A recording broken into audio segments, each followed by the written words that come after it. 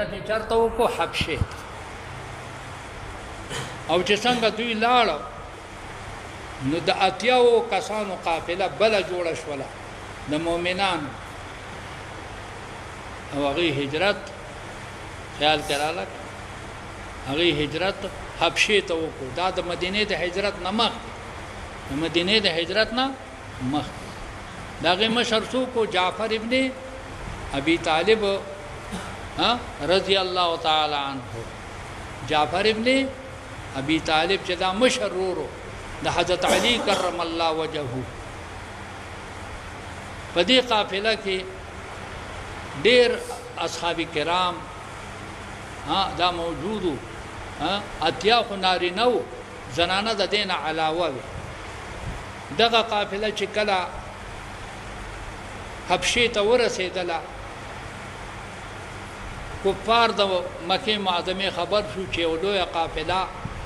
د مسلمانانو لاړه اسنه چال تراته ور بلکی پس کې په حبشه کې نو ابو جهل او ابو سفیان رضی الله تعالی عنہ چې ورسته مسلمان شوه دا اکابر را جمع شو په مکه معظمه کې مشوره وکړه چې قافله تللی دا د مسلمانانو اسنه کداغه زمونږ د بدګمانه فسوکو نجاشی والد حبشه ندا ډیره سخت دی اسنه چې په مونږ باندې حمله آور شي خیال کراله نو دی تیارې وکړو او ډېرې تحفې تیارې کړې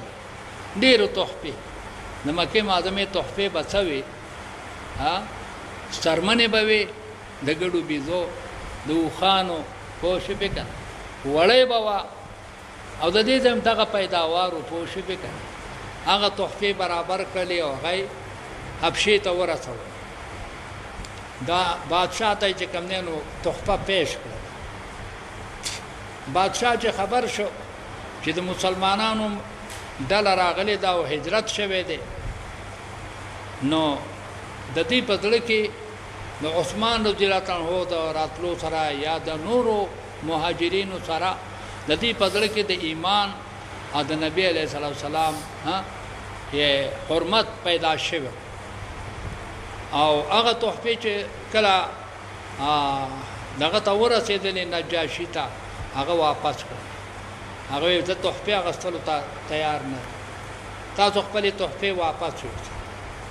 هغه ناکام واپس را ورسته واپس شوی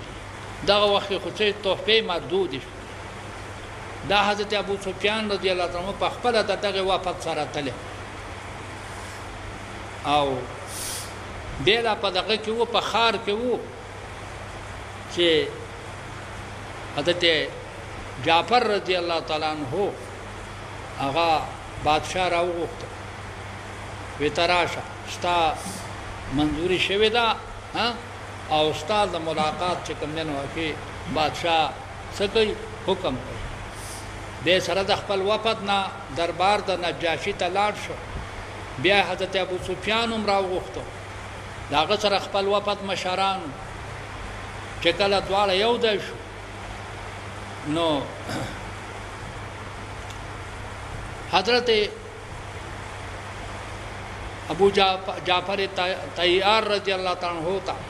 بادشاہوی ته تلاوت وکا هغه تلاوت ته سورۃ یاسین شروع او ډیر حد پوری تلاوت کو په ډیر اعلی انداز او نجاشی هغه تلاوت واوري د جړل به دستور غو نه به وخت چې کله هغه تلاوت وکړو او بیا تقریر وکړو په ډیر بلیغ انداز کې تقریر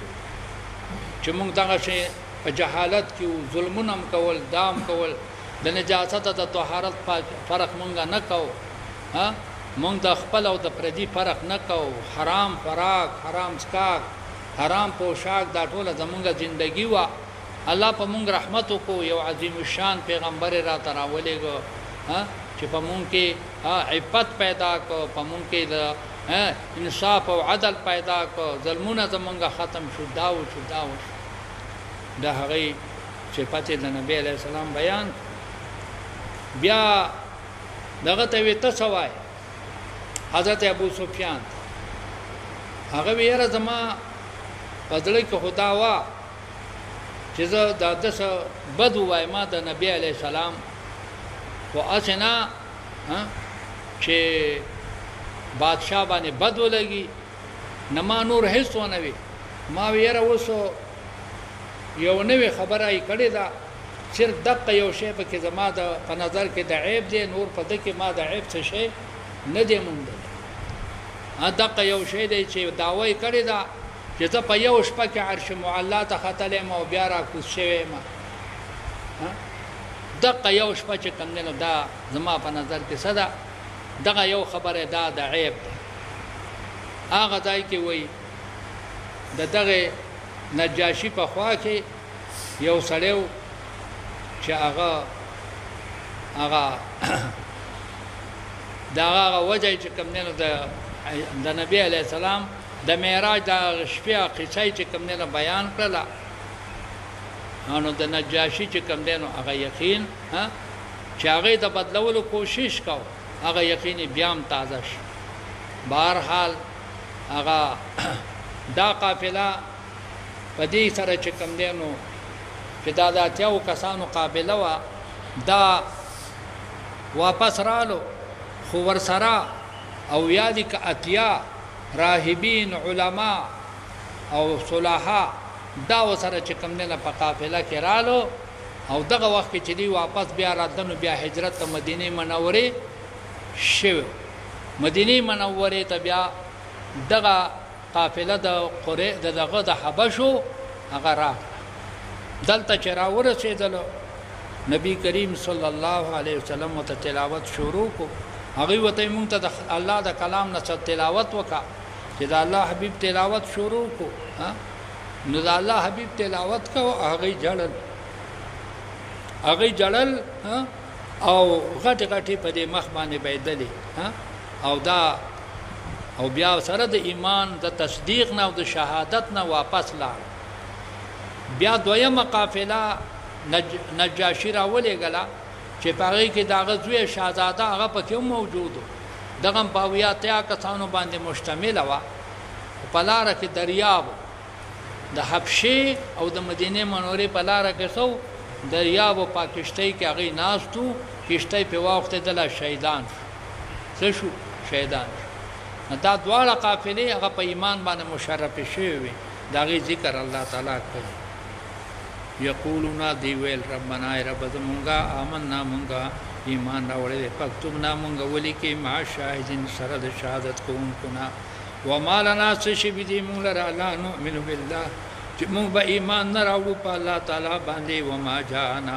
او هغه کتاب باندې چراغله مونږ ته من الله کې د حق کتاب نه ونطمع او مونږ تمساتو ان يدخلنا چې داخل وکي مونږ لرا ربنا رب زمونږه مع القوم الصالحين سره د قوم صالحانو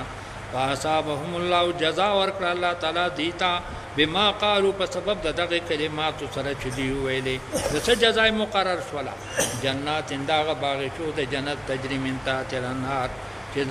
لبیږي لاندې دغه نه څلور قسمه ولي خالدین فیها دی به همیشه په دغه جنتونو کې ذالک جزاء المحسنین دا جزاء د صالحانو دا والذین کفروا کسان چې کافران دي او کذبوا انکار کړي بیا آیاتنا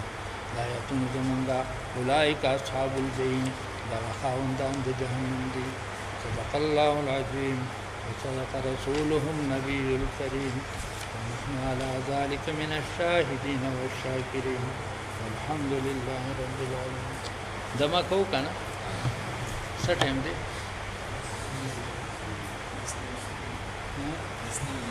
لسنه نو تو کوي یو لسنه هم